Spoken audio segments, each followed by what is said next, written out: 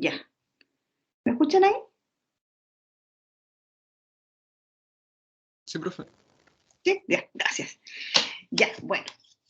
Empezamos entonces a ver todo lo que es campiometría computarizada, más o menos al principio contarles que yo siempre les digo a los chiquillos, bueno, ustedes, los alumnos, ¿no es cierto?, que la campiometría computarizada es un poquitito engañosa, ¿ya? ¿Por qué engañosa? Porque resulta que nosotros vamos a empezar a trabajar con muchos números, muchos índices, ¿ya? Muchos valores, algunos valores con percentiles, con numeritos que nos van a dar, ¿no es cierto?, las sensibilidades retinianas, que nos hacen pensar que esto es mucho más sensible y mucho más específico, ¿ya? Cuando nosotros empecemos a trabajar más adelante, ¿no es cierto?, vamos a ver que hay muchas formas de revisar estos datos, pero lo más importante acá es no olvidar que todos estos datos que nosotros obtenemos siempre, a pesar de que sean cuantitativos, siempre son subjetivos, ¿ya? ¿Por qué son subjetivos? Porque dependen siempre de las respuestas del paciente. Entonces, por mucho análisis que nosotros metamos, ¿no es cierto?, que la máquina cada vez los software, ¿no es cierto?, son mucho más, más sensibles, más específicos. Cuando el vendedor viene y te muestra el equipo, ¿no es cierto?, te dice, oye, todos estos cálculos, al final nosotros nunca, nunca debemos olvidar que es el paciente el que te está dando esa respuesta. Por lo tanto, nunca va a ser igual que un análisis de la estructura. Siempre va a ser solamente de la función. Y cuando nosotros hablamos de la función, hasta el momento la única forma de obtener esa respuesta es preguntándole al paciente, ¿ya?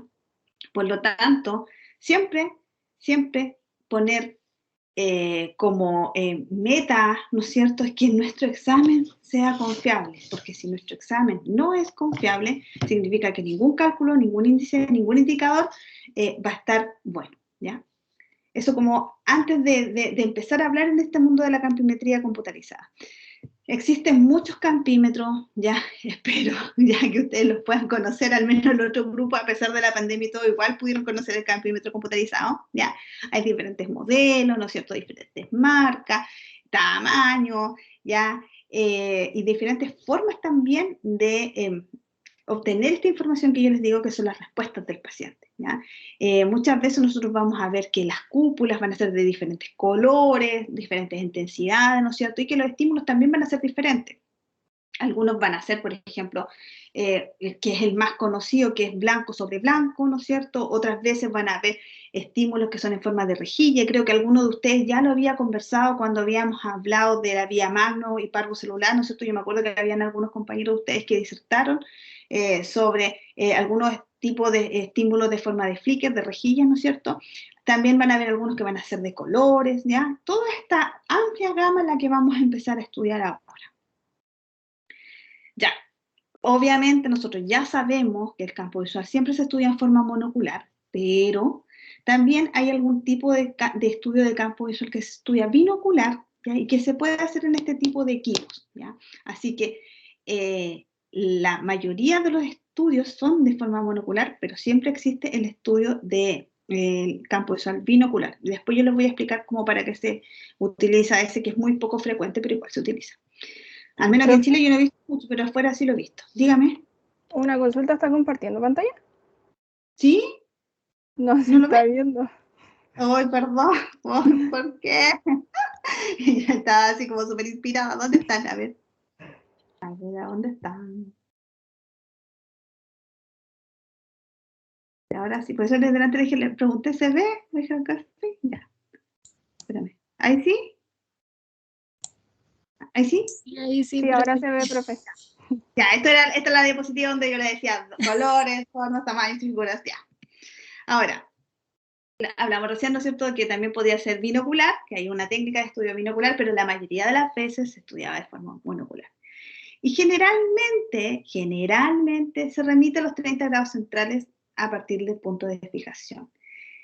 Y esto es lo que le da el gran valor al campo visual computarizado, ¿ya? Porque Siempre cuando nosotros tengamos que decidir, entre comillas, entre qué técnica usar cuando voy a enfrentarme a un paciente, siempre tengo que pensar, ¿qué necesito obtener? ¿Qué respuesta que necesito saber de ese paciente? Necesito saber, por ejemplo, si tienes defectos bruscos del campo visual. Por ejemplo, brusco le llamo yo aquí a la pérdida de la mitad del campo visual. ¿Ya? Por ejemplo, cuando tengo una hemianopsia, una cuadrantopsia, ¿no es cierto? Esos son campos visuales, ¿no es cierto?, que yo tengo que ver la extensión completa, o sea, son campos que van de los 60 grados para afuera, ¿ya?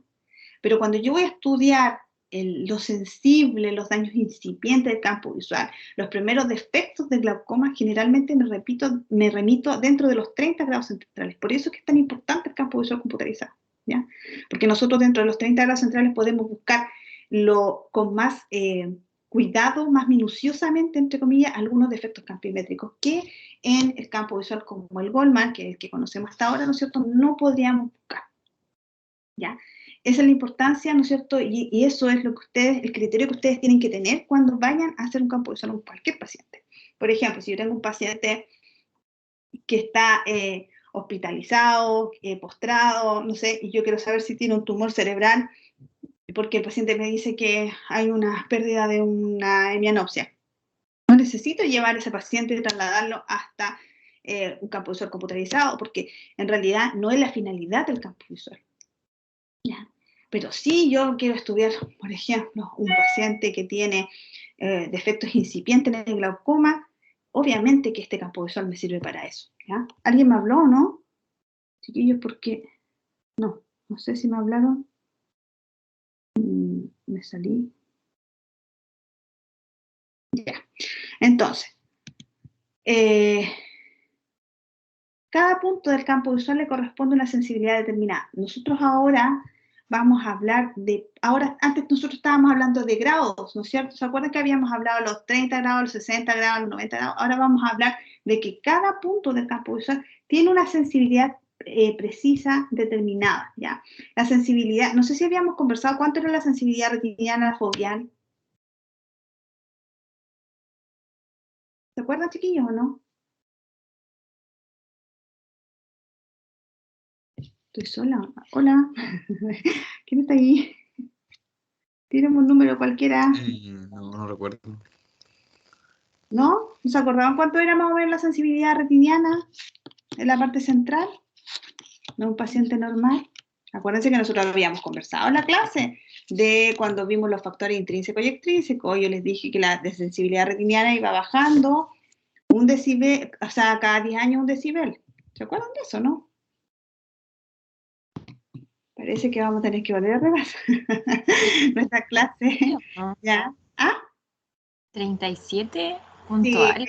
sí, exactamente. En un paciente joven, ¿no es cierto? Era como 37 decibeles como el máximo, ¿no es cierto?, foveal, porque se supone que la fobia, ¿no es cierto?, te da el pic, ¿no es cierto?, donde te da la mayor sensibilidad. Y por lo tanto, mientras más se va alejando del centro, ¿no es cierto?, va bajando la sensibilidad retiniana. ¿Ya? Entonces, un paciente joven, tengo que 37 decibeles, por ejemplo, es una sensibilidad esperada. Pero ¿qué pasa si yo tengo un paciente que tiene 42 decibeles? ¿Qué creen ustedes?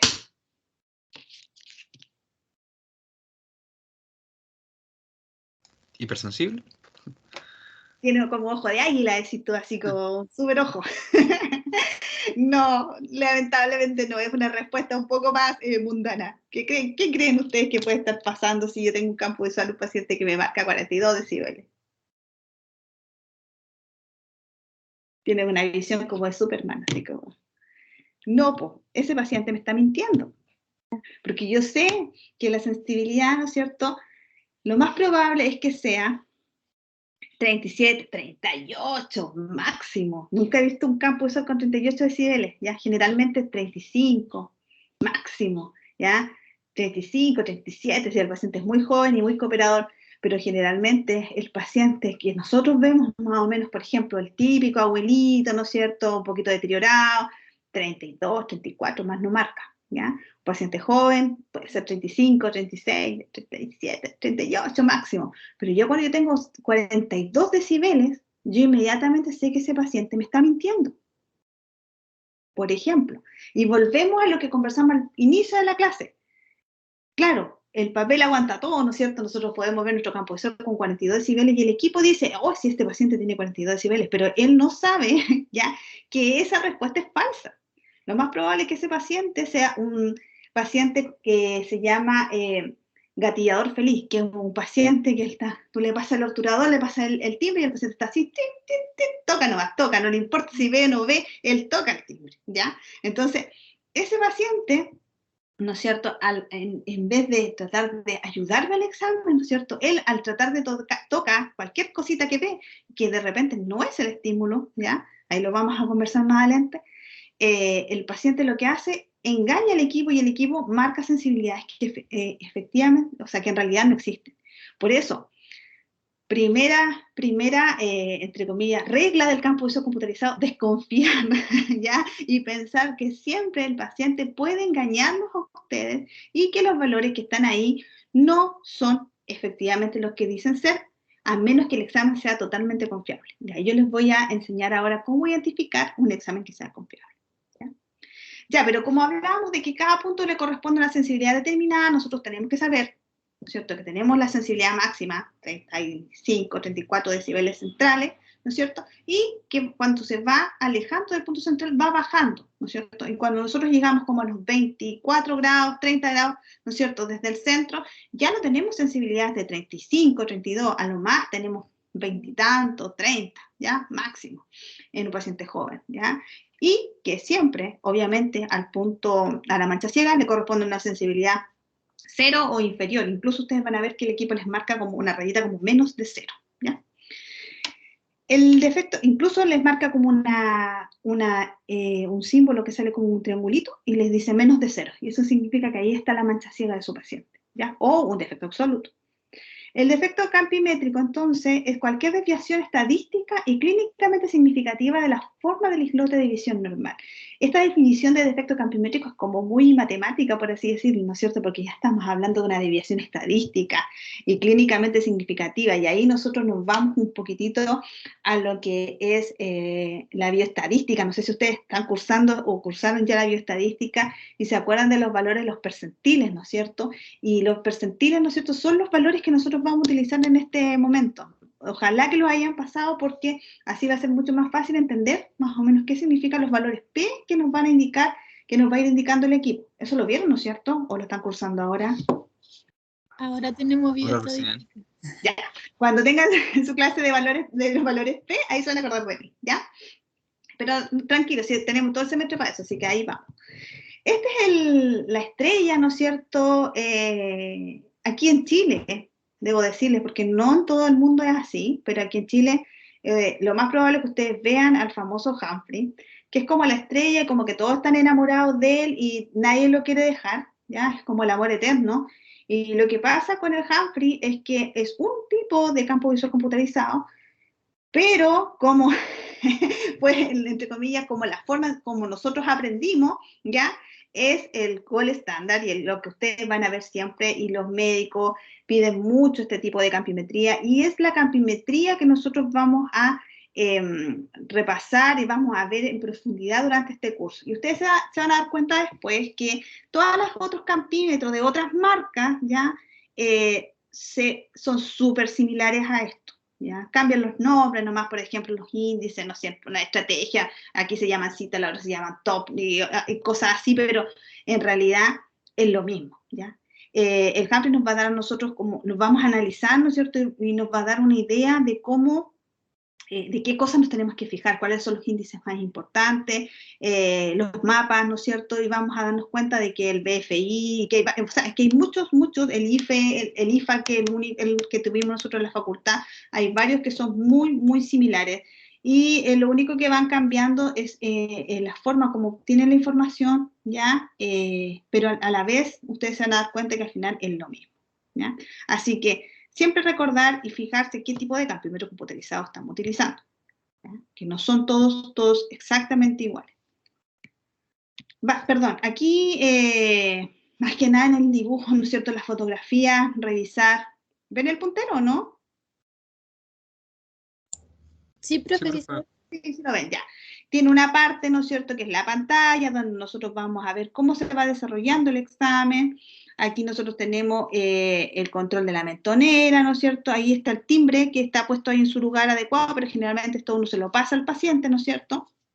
Acá abajito ven el teclado donde nosotros vamos ingresando la información y acá en la parte donde está el paciente, ¿no es cierto? El paciente apoyado en la mentonera y el apoya frente, ¿no es cierto?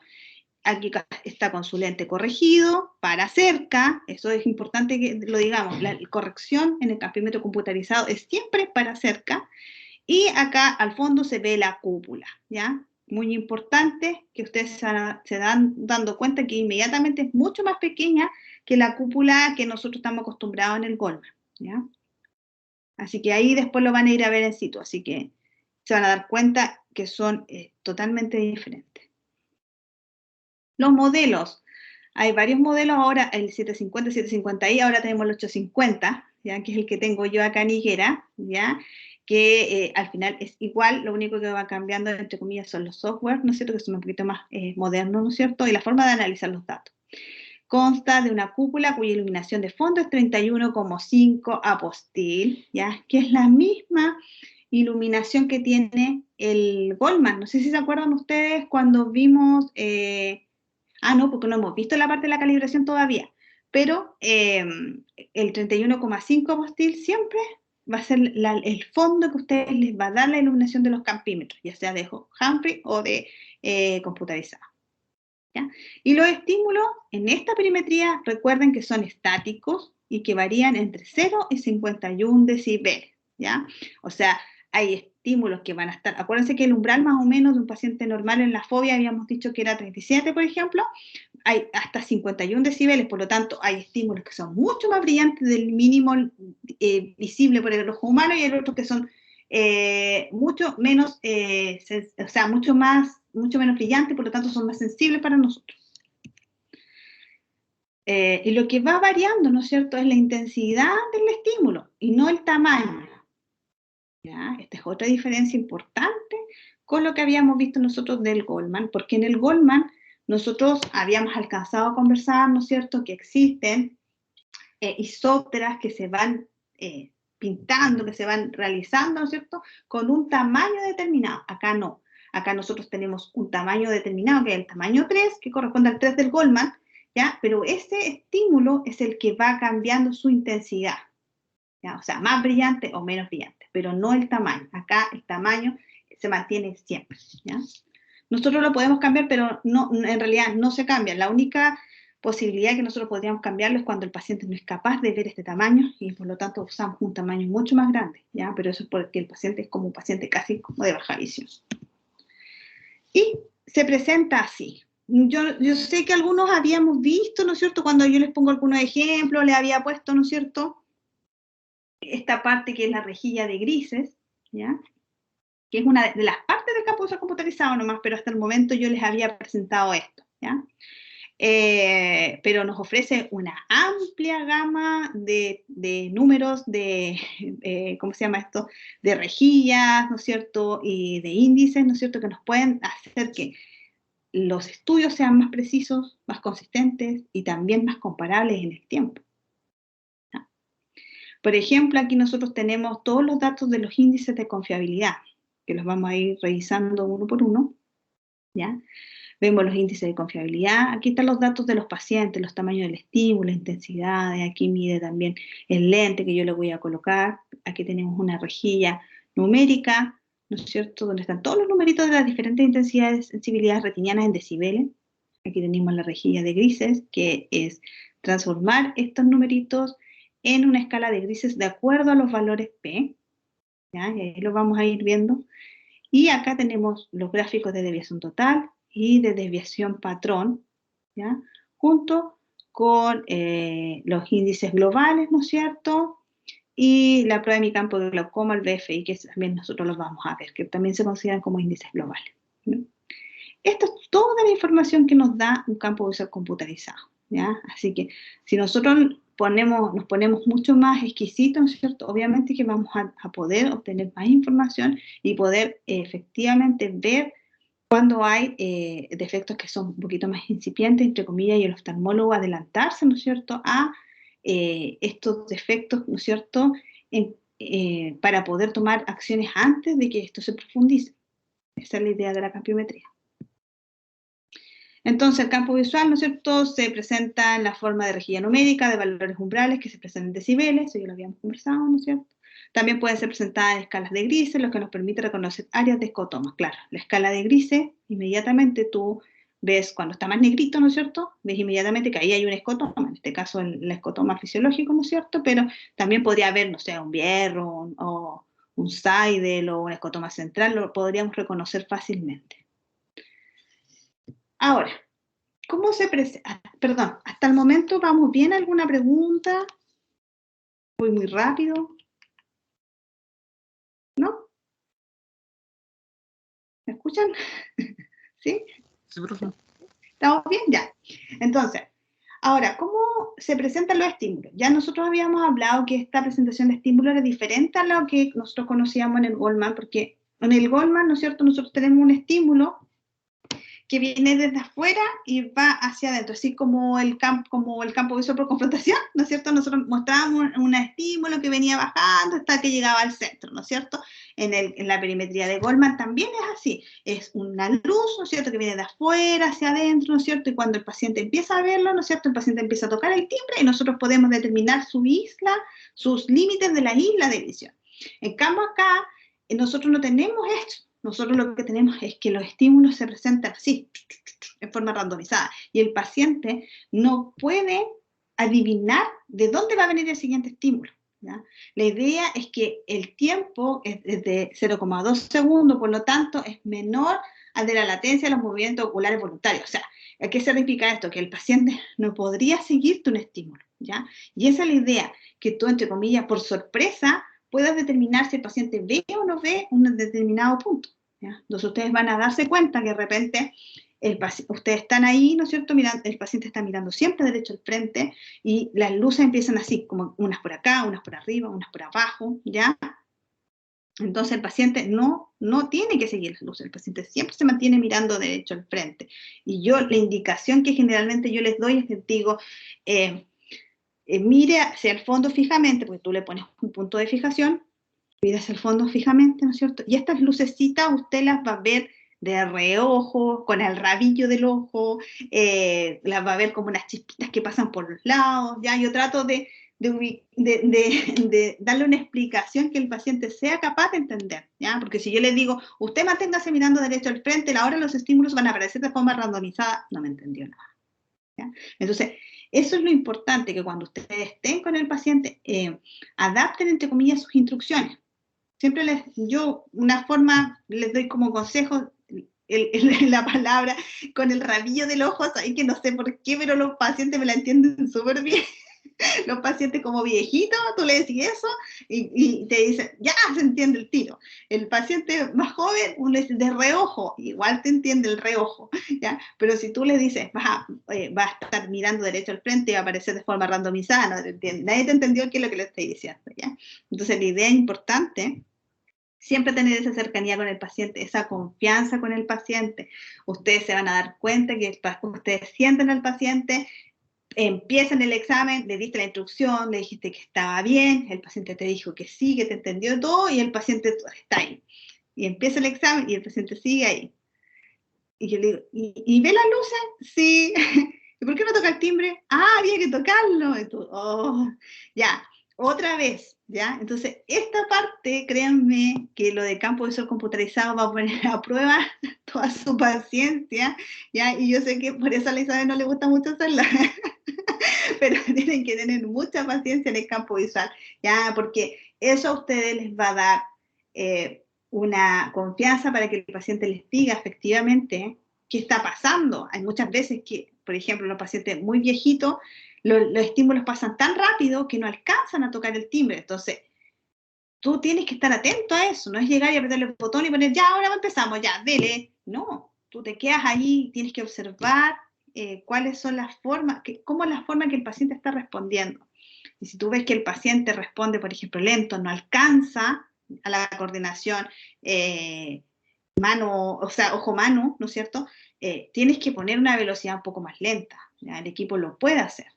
pero eres tú el que tiene que estar atento y fijarse, ¿no es cierto?, que cuál es el problema del paciente. A lo mejor está muy ansioso, no puede estar tranquilo. A mí me ha pasado pacientes que yo he tenido que, por ejemplo, estar todo el rato, a ver, ya, calmémonos, respire, porque hay pacientes que quedan así, ¡oh!, y se quedan ahí en la cúpula, no sé por qué piensan que tienen que dejar de respirar porque están haciendo campo visual, ¿ya? Entonces están ahí como un minuto así sin respirar. No, respire, relájese, parpadee, porque tú puedes pestañear, ¿ya? Entonces tú le tienes que decir, pestañee nomás, pestañee normal. Ah, señorita, qué bueno que usted me dijo eso, porque yo ya me he hecho este examen como 3 veces y siempre, para no mover el ojo, ni pestañeo. No, pues, todo lo contrario, porque el paciente está sufriendo ahí y al final es una mala experiencia para él y al final, típico, que va a llegar allá y va a decir, oh, yo no me quiero sentar en esa máquina porque la odio. Ya. Hemos sido nosotros mismos los que hemos ayudado en nuestras malas experiencias, ¿no es cierto? Las malas experiencias de ese paciente, a causa muchas veces de los examinadores también, hacen que este paciente, entre comillas, no quiera ni ver el examen. Entonces, también es nuestra labor hacer que este examen sea un poquito más amistoso para el paciente. Ya. Dicho todo esto, ahora quería que conversáramos un poquitito de lo que son las pruebas y de cómo nosotros vamos a obtener la información a través de este equipo. A ver, existen 2 pruebas que son como 2 tipos de grandes pruebas, ¿ya? Que son las pruebas de umbral y las pruebas de detección, ¿ya? No sé si ahí ven el dibujito que yo les puse, ¿no es cierto? Ahí está el paciente bien ubicado, con el timbre, ¿no es cierto? Y uno como tecnólogo o examinador, ¿no es cierto?, está al lado de acá. Ahí en ese hay una pantallita donde nosotros vamos viendo el ojo del paciente, entonces podemos ir controlando a través de la cámara cómo está el ojo del paciente, si el paciente se mueve, no se mueve, si pestañea, si no, todo eso lo vamos controlando. Y con esto nosotros vamos ubicando bien al paciente. Ya, si el paciente se mueve, se corre, estira el cuello, lo que sea, con esto nosotros le podemos ir dando instrucciones y podemos irlo centrando siempre. Es importante que durante todo el examen tengamos bien centrado al paciente.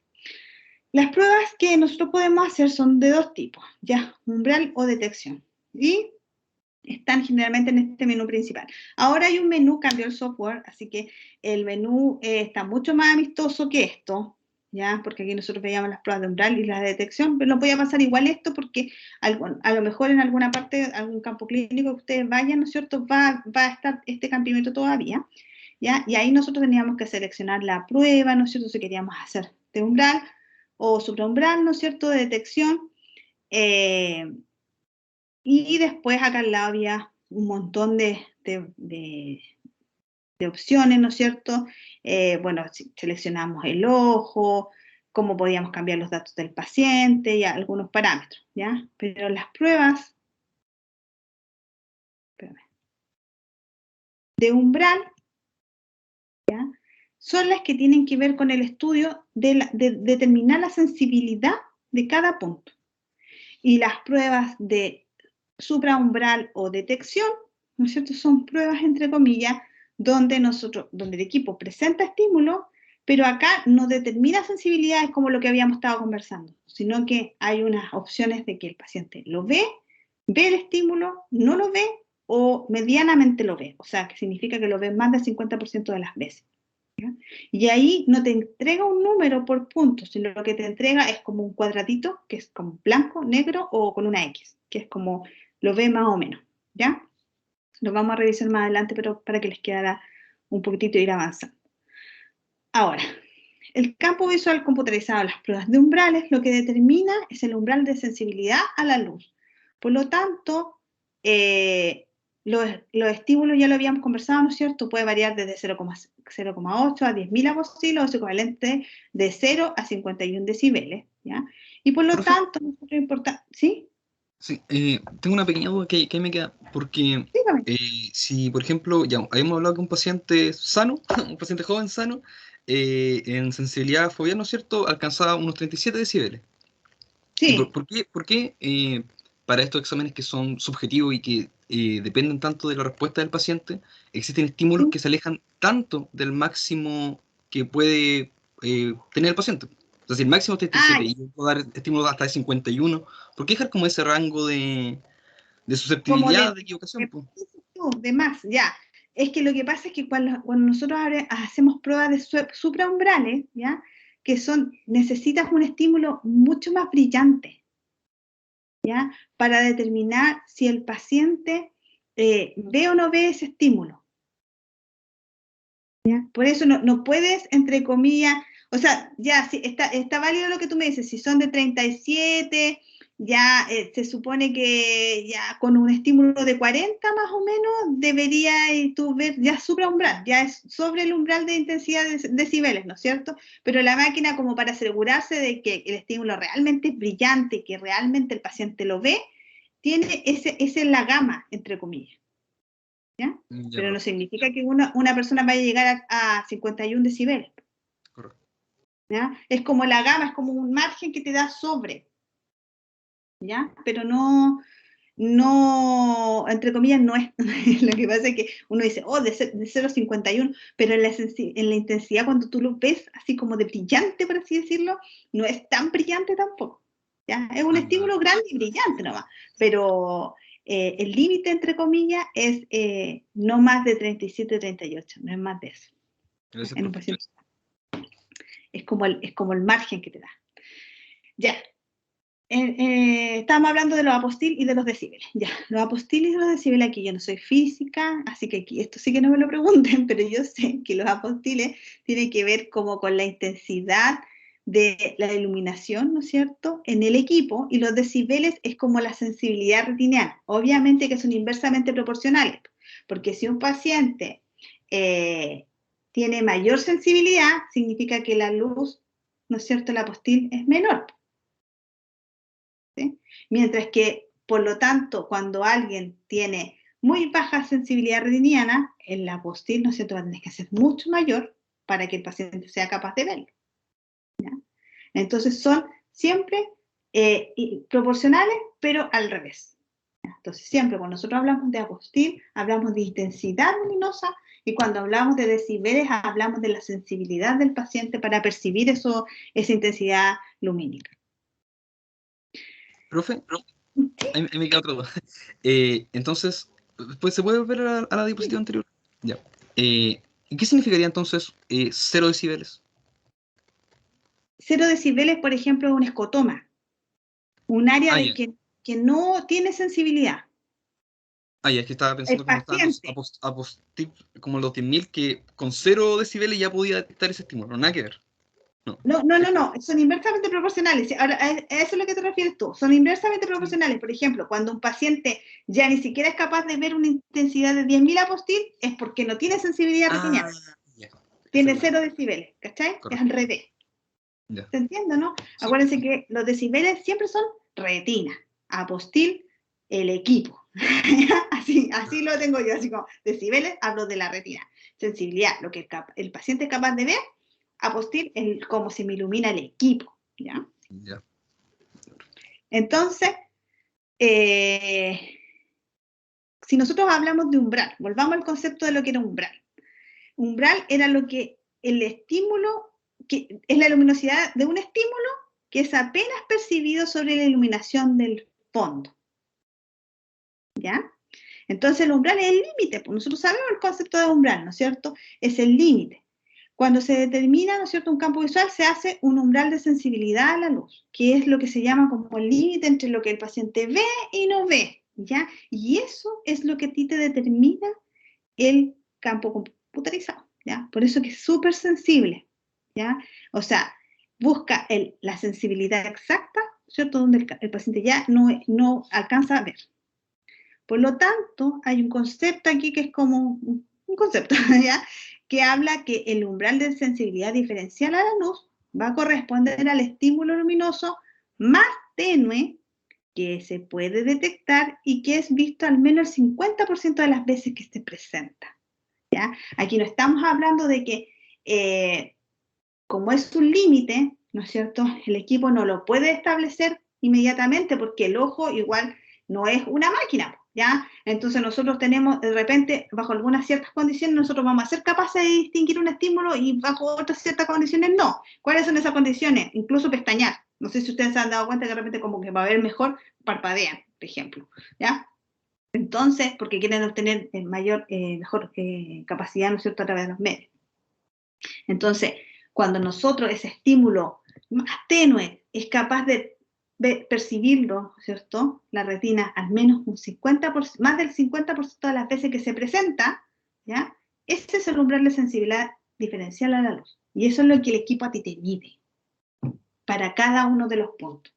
O sea que ese punto, por ejemplo, tú tienes un punto en la retina que el equipo te midió 25 decibeles, significa que él chequeó 24, 26, 25, 24, 26, 25 y se dio cuenta que al final con 25 era tu número que tú eras capaz de detectarlo más del 50% de las veces. ¿Sí? ¿Se entiende eso? Entonces, es muy exacto, chiquillos. Es muy exacto el equipo para obtener la información. Por lo tanto, ¿no es cierto?, levanta este mapa de números, ¿no es cierto?, donde cada uno de los puntos, ¿no es cierto?, está representado aquí, y si que nosotros fuéramos capaces de levantar esta información en decibeles, ¿no es cierto?, así como en 3D, nos daríamos cuenta que es efectivamente como una isla de división, pues, y volvemos otra vez al concepto de la isla, ¿ya? Si se dan cuenta, ¿no es cierto?, la isla en la parte central, ¿no es cierto?, está sobre los 30 decibeles, ¿no es cierto?, tiene un hoyito ahí, que se supone que es mi mancha ciega, y mientras más se va alejando del centro, va disminuyendo la sensibilidad. Nosotros tenemos de sensibilidad retiniana, pucha, de 10 decibeles más o menos cuando estamos llegando a ¿cuántos grados? 20, 30, 40, 50, a los 60 grados ya baja la sensibilidad más o menos a 10 decibeles. ¿Ya? Por eso que cuando nosotros, por ejemplo, queremos mostrarle a un paciente algo mucho más sensible, algo, un detalle, necesitamos que el paciente vea un detalle, yo no le puedo poner una cosa por acá, tengo que ponerla siempre en la parte central, y ojalá en la fobia, ¿no es cierto?, para que el paciente tenga la mayor sensibilidad.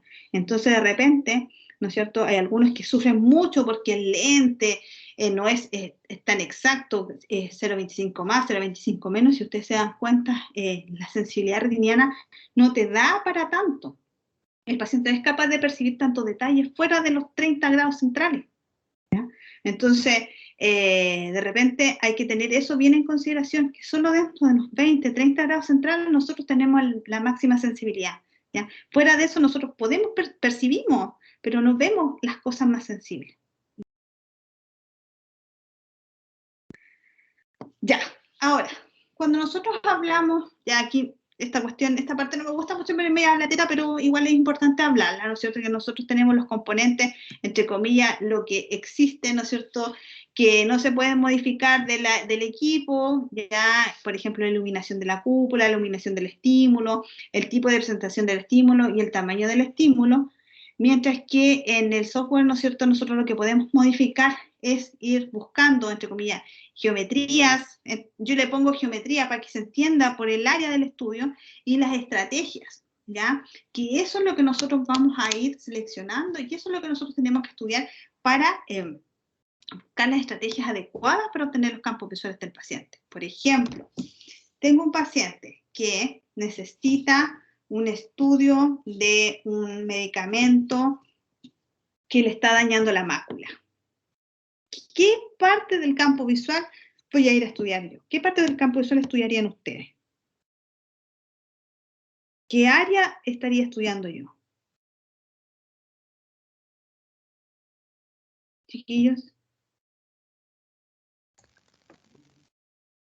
10, 20 grados centrales.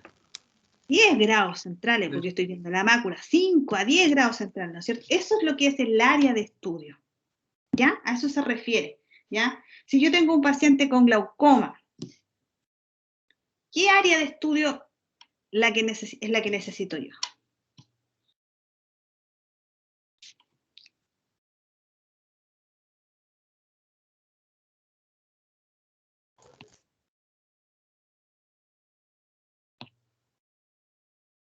Chiquillos. Por inferior. La regla INST. No, No, pero háblame de campo, po, de campo, no de retina. Ah, por superior. De geometría, hablemos de geometría, del área de estudio, los grados. ¿Qué grado, cuántos grados necesito ir a estudiar yo para un paciente? Porque estábamos hablando de alguien con un problema en la mácula, ya, 5 grados centrales, 10 Por grados mancha centrales más. ciega son...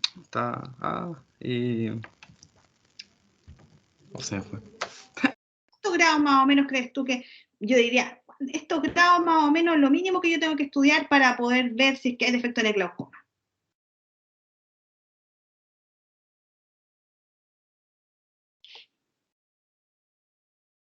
Chiquillos, ¿te lo pasamos?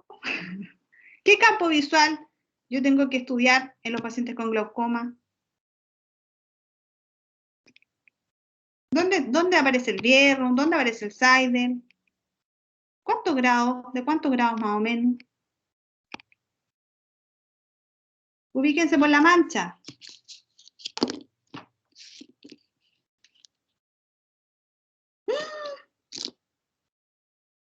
Esto es como una puñalada en mi corazón. ¿Dónde está la mancha ciega? ¿En cuántos grados está la mancha ciega? A ver. 15. Ya, 15, ya.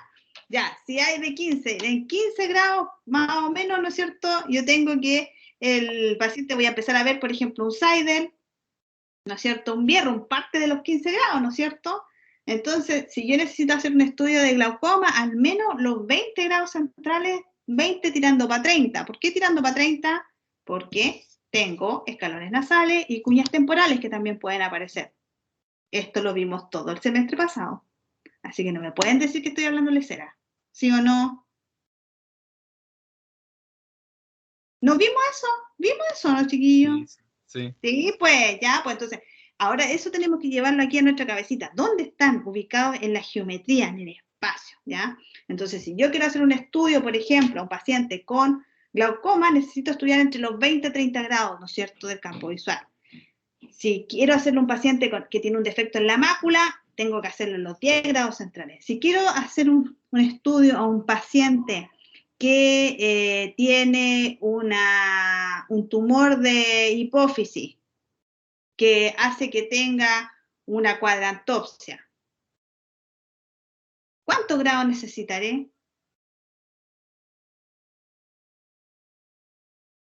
O una hemianopsia ya. ¿Cuántos grados necesitaré del campo visual para saber efectivamente que es una hemianopsia? Entero. O sea, Entero. Necesito hasta 70, 90, vaya, ojalá, ¿no es cierto? ¿Ya? Entonces, eso es lo que yo quiero que ustedes entiendan de la geometría, cómo se relaciona la geometría, ¿no es cierto? O el área de estudio, y le pongo geometría ahí por ponerle un nombre, pero para mí la palabra geometría me habla de áreas, de lugares, de grados, por así decirlo, ¿ya? Entonces, ¿cuántos grados necesito yo conocer de mi campo visual para poder determinar si ese paciente tiene o no tiene la patología? Si yo tengo un paciente, por ejemplo, que usa cloroquina, que pregunta de certamen, sí o sí, hasta el grado ha salido. Ya, tengo un paciente que usa cloroquina. El paciente que usa cloroquina, los primeros daños son escotomas centrales, defectos dentro de la parte macular. O sea, yo necesito hacer un campo visual de 10 grados. A mí no me interesa. ¿Qué saco yo con sentarlo ahí y hacerle un Goldman? No le sirve. ¿Ya? Yo necesito hacer un estudio, ahí hacer como un zoom, ¿no es cierto? Y mirar los 10 grados centrales. ¿Qué está pasando en cada uno de esos puntitos que están ahí? ¿Sí? ¿Me siguen la idea o no? Sí, profe. Sí, profe. Y entre más pequeño se hace como el área de estudio, ¿qué pasa con la randomización? O sea, que igual es como, o sea, si está como en los 10 grados centrales, imagino que muy poca área donde van a haber como estímulos. ¿Y qué pasa con la reacción del paciente? No, porque, espérate, porque, bueno, eso era como la segunda parte, pero está bien. Porque, por ejemplo, cuando tú tenías estudios así como un zoom, así literalmente tú hacías un zoom, ¿ya? El zoom en los 10 grados centrales, los puntos se presentan mucho más pegaditos que cuando tú haces un área más grande. Por ejemplo, cuando yo hago el 24-2 o el 30-2, que son 24 grados centrales o 30 grados centrales, el equipo estudia puntos separados por 6 grados de separación. Tiene como un mapa que es como el que estaba aquí. Espérate. Estos que están aquí. Entre este punto y este punto tienen 6 grados de separación. ¿Cachai? Sí. Es como una rejilla. Entre punto y punto hay 6 grados de separación. Cuando yo hago un zoom y hago un estudio de los 10 grados centrales, ahí es cada 2 grados de separación. Ah, ya. Como que está Incluso condensando. unos campímetros que es cada 1 grado. ¿Cachai? Entonces, es randomizado igual, porque igual es Sí. randomizado. ¿Cachai? Pero al final son como casi la misma cantidad de puntos. Lo que pasa es que se presentan más juntos o más separados. Sí, es que imagina como había hecho zoom, que era como el mismo campo, pero había un zoom así, y solo nos quedamos con Claro, los que claro. estaban. Pero Ya, esa es la idea. ¿Cachai? ya, Esa es sí. la idea de hacer estos estudios separados. Ya, pero no perdamos no perdamos aquí la idea. Y la estrategia es como un programa que ahí después nosotros vamos a ver que hay estrategias que se adaptan como, no al área de estudio, sino que como al paciente. ¿Ya? Entonces, por ejemplo, en la estrategia se adapta al paciente. ¿Por qué? Porque, por ejemplo, si yo tengo una estrategia de un paciente que yo quiero, por ejemplo, un paciente muy abuelito, que es medio lento para responder, por ejemplo, tengo que poner una estrategia corta. ¿Ya? Pero si yo tengo un paciente así como bien, que es un paciente confiable, contestador bien, ¿cachai? Que es confiable, que yo puedo decir, ¿sabes qué? Le voy a hacer la estrategia estándar, que es la estrategia que yo quiero buscar defectos incipientes, por ejemplo, que obviamente es más larga en el tiempo, pero es más sensible. ¿Ya? Mientras que si yo siempre la estrategia yo la pongo ahí porque la estrategia es la que nosotros vamos a ir cambiando de acuerdo al paciente. ¿Ya? Mientras que la geometría, entre comillas, el área de estudio yo la voy a ir cambiando de acuerdo a lo que tenga el paciente, la patología. Pero esto es como a las condiciones del paciente. No sé si me entienden. Ahí lo voy a seguir explicando. Entonces, por ejemplo, la geometría o área de estudio, ¿no es cierto?, corresponde a la cantidad de puntos y a la distribución de ellos en el área estudiada. Para ello hay programas maculares, periféricos. También hay programas periféricos, pero esos son raros, eso no sé casi nunca ya. Pero de 24 grados, de 30 grados, de 10 grados, etc. ¿Ya? Mientras que la estrategia corresponde a la forma como se va a estudiar esa área, es decir, la forma de determinar el umbral de sensibilidad diferencial a la luz en esa área, ¿ya? Que puede ser un umbral completo, que es como una estrategia que revisa muchas más veces cada punto, es mucho más sensible, pero es mucho más larga que, por ejemplo, una estrategia cita fast o cita estándar o un fastback, que este ya no se usa porque fastback en la última versión se eliminó, ¿no es cierto? Que va a ser mucho diferente, ¿no es cierto? Mucho diferente, muy diferente, ¿no es cierto? A la forma que nosotros utilicemos, ¿no es cierto? Va a depender siempre del paciente, siempre de las características, entre comillas, del paciente. ¿Ya? Y también están los que son supraumbrales, ¿ya? Las estrategias supraumbrales, las que yo les decía adelante. Aquí yo no voy a determinar diferencial de sensibilidad. Lo que único que voy a determinar es si el paciente ve o no ve, ¿ya? Y eso generalmente se utiliza para los pacientes que tienen hemianopsias, cuadrantopsias, ¿no es cierto? Que yo quiero ver si el paciente perdió esa parte así como por completo, como que fuera una pérdida general, ¿ya? Entonces, el equipo va a presentarle estímulos ahí, que obviamente van a ser supraumbrales, ¿no es cierto? Van a ser estímulos muy brillantes y el paciente no toca nada y dice, no, este paciente en esta parte tiene una cuadrantopsia, porque no responde a nada, ¿ya? Esa es la idea. Ahora, eso lo vamos a ir revisando, así que tranquilo, lo vamos a ir meditando, pero estos son generalidades para que nosotros vayamos entendiendo cómo funciona, ¿ya? Pero tranquilidad que después lo vamos a revisar punto por punto. Ahora, ¿cuál es el impacto del campo visual computarizado? Bueno, esta es como una clase media antigua, pero igual es importante que nosotros entendamos que, por lo que yo les decía al principio, hay metodologías, ¿no es cierto?, para realizar exámenes, se pueden obtener los umbrales retinales, hay análisis estadístico de los datos, pero nunca olvidar que esto sigue siendo de acuerdo a las respuestas del paciente, ¿ya? Los umbrales retinales pueden ser comparados con valores normales de la sensibilidad retinal, pueden ver la evolución en el tiempo, que eso es muy importante en forma cuantitativa. Cuando nosotros hablamos que se compara con valores normales de la sensibilidad retinal, eso es súper importante, porque, por ejemplo, ¿qué es lo que se hace generalmente? Por ejemplo, los ingenieros, estos señores de Humphrey, los señores Humphrey son los ingenieros que trabajan en Humphrey, en SAIS, en la casa SAIS y que desarrollan el Humphrey. Para mí esos son los señores Humphrey. Entonces los señores Humphrey, estos ingenieros, ¿no es cierto?, pescan y hacen análisis de datos y hacen muchos campos visuales y manejan bases de datos diferentes. Por ejemplo, hay bases de datos hispánicas, latinas, hay otras que son europeas, chinas, ¿cachai? Es como por raza ellos van haciendo su base de datos y dicen, ah, ya, para los chinitos el valor normal, perdón, no quiero, es como broma para hacerlo más o menos, no quiero que nadie se sienta ofendido. El valor normal, ¿no es cierto?, es, no sé, 38 decibeles. Para los latinos es 37, por ponerte un ejemplo, ¿ya? Entonces, ellos van cambiando y van haciendo estos paquetes de datos estadísticos y que te dicen a ti, tú estás dentro de lo normal o estás fuera de la norma, ¿ya? Incluso te dice si estás dentro del 1% que está fuera de la norma, o estás dentro del 1% que está mejor, o dentro del 1% que está peor, o estás dentro del 5% que está mejor, o dentro del 5% que está peor, o estás dentro del 10% que está mejor, o el 10% que está peor, ¿ya? O te dicen, su valor, por ejemplo, tiene un 99,9% de probabilidad de estar alterado. Para eso ellos hacen estos valores, estos paquetes estadísticos, ¿ya? Para poder compararte a ti cuando tú haces se te hace a ti un examen, por ejemplo, a tu paciente, hablemos de paciente, cuando tú le haces a tu paciente, ¿no es cierto?, un campo visual, ya en ese momento el equipo automáticamente está comparándolo con las bases de datos que él tiene. Entonces, eso es maravilloso, porque tú dices, oh, este paciente, este es el campo visual, inmediatamente tú sabes cómo está de acuerdo a una población normal, de acuerdo a su etnia, ¿no es cierto?, por ejemplo, o de acuerdo a su edad. Tú lo puedes corregir por sensibilidad o lo puedes corregir por edad también. Y también lo maravilloso de esto es que tú lo puedes comparar contigo mismo. Yo le puedo hacer el campo visual al paciente y decirle, oh, hoy día tiene 28 y en 6 meses más tiene 24. Chuta, ¿qué pasó acá? ¿Es la evolución de la enfermedad? ¿O es que ahora está más cansado y me contestó menos? Entonces, podemos ver en forma cuantitativa, tenemos un número para comparar. Y eso es lo maravilloso de la campimetría computarizada. Entonces, tenemos un método cuantitativo que es completamente distinto al registro de la extensión de la isóptera, como habíamos visto nosotros en el Goldman, y por lo tanto a detectar los escotomas de forma manual, ¿ya?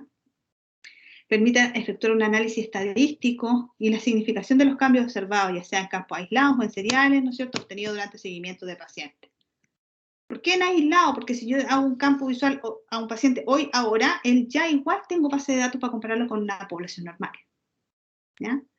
Y si yo tengo un campo visual ahora y en un año más, en 2 años más y en 3 años más, yo tengo pacientes que tienen campos visuales, ustedes saben, se han dado cuenta, ¿no es cierto?, que el paciente de glaucoma cada 6 meses, cada 1 año está ahí, haciéndose el campo visual. Entonces tengo unas bases de datos maravillosas para decir cómo está este paciente y cómo ha ido empeorando. Generalmente ha ido empeorando durante el tiempo. Y si ese empeoramiento, ¿no es cierto?, ha sido rápido, ¿no es cierto?, bueno, ¿qué está pasando? Eso inmediatamente al médico le dice, oye, pucha, no está dando resultados esta cuestión, las gotas, hay que operar, algo hay que hacer, ¿no es cierto? Pero si nosotros vemos un campo visual que partió hace 3 años y se mantiene igual, pucha, maravilloso, pues, un aplauso para el médico que lo está tratando porque el paciente sigue con las mismas sensibilidades, no hay cambio en la función, ¿ya? Entonces, así de importante es este examen. Y yo creo que de repente está como súper subvalorado en ese sentido, que, o sea, el aporte es maravilloso.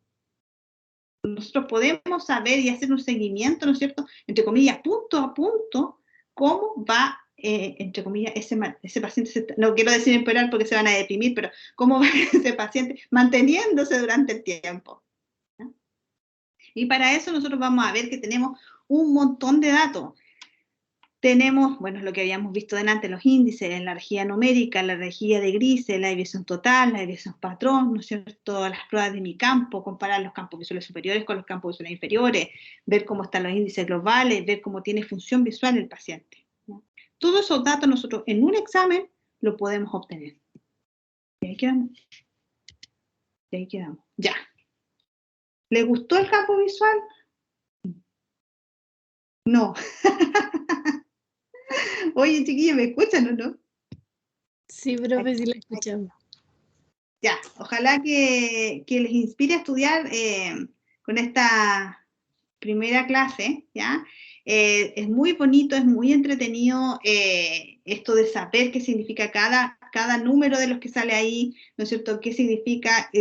Cuando nosotros hacemos un campo visual podemos situar inmediatamente a nuestro paciente si es que está dentro de lo normal o está dentro de, entre comillas, de lo alterado, ¿ya? Y cómo, ¿no es cierto?, nosotros con un buen campo visual podemos ir haciéndole un buen control a ese paciente.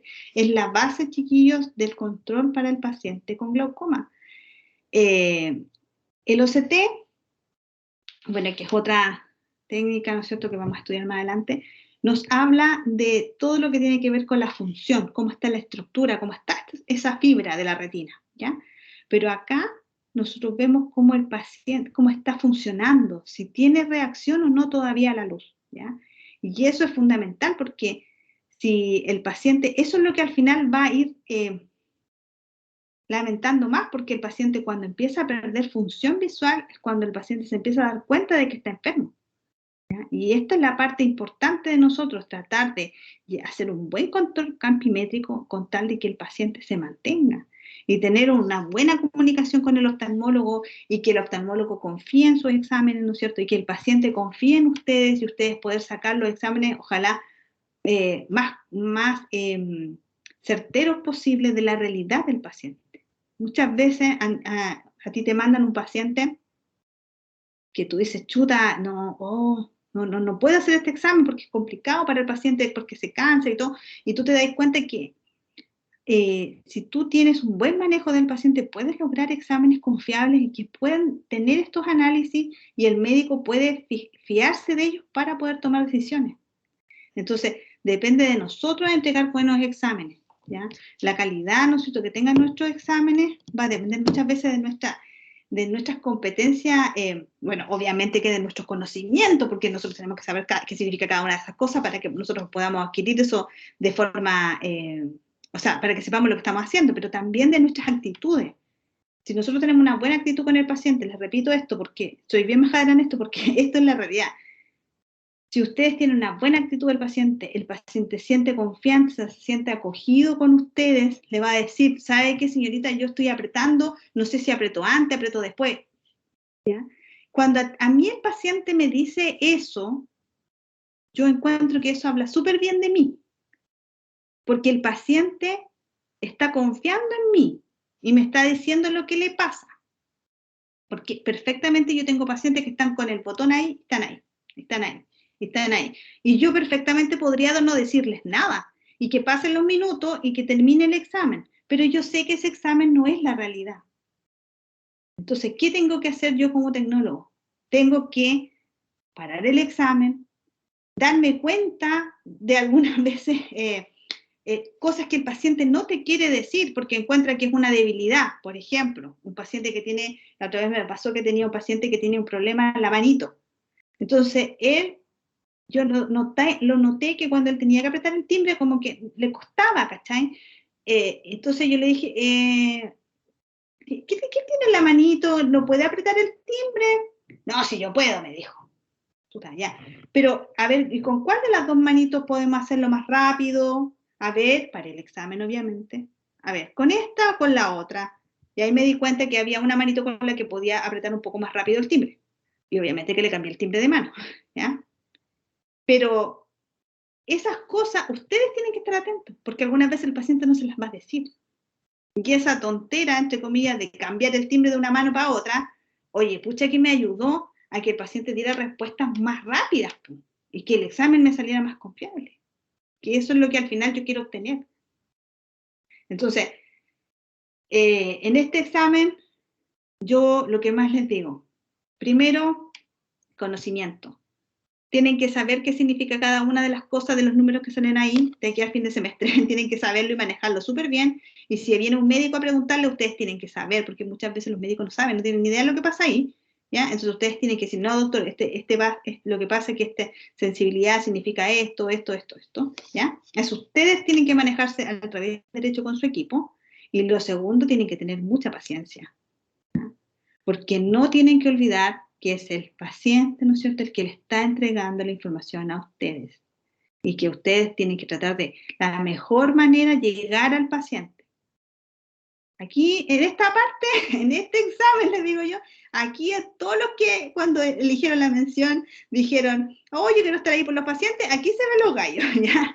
Porque aquí realmente, ¿no es cierto?, uno tiene que tener toda la paciencia del mundo y muchas veces uno está apurado, está cansado, lo único que hay es terminar y almorzar, pero no, tú tenés que estar ahí.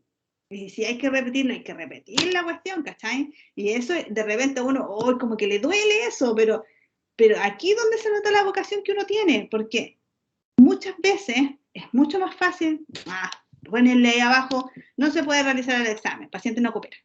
Esa es como la solución fácil. ¿Ya? Pero lo que yo siempre les digo, intenten hacerlo 2, ya. Yo tengo mi límite hasta 3 veces, ¿ya? Paro el examen cuando no me está saliendo, empiezo de nuevo, ya, y vuelvo a partir, y vuelvo a explicar, y vuelvo a empezar, y otra vez sale malo, ya, lo hago descansar, lo hago respirar, lo hago dar una vuelta, ya, que vuelva el paciente, ya, 3 veces. Si el paciente ya después de 3 veces no me da ningún examen, bueno, no se pudo nomás, ¿ya?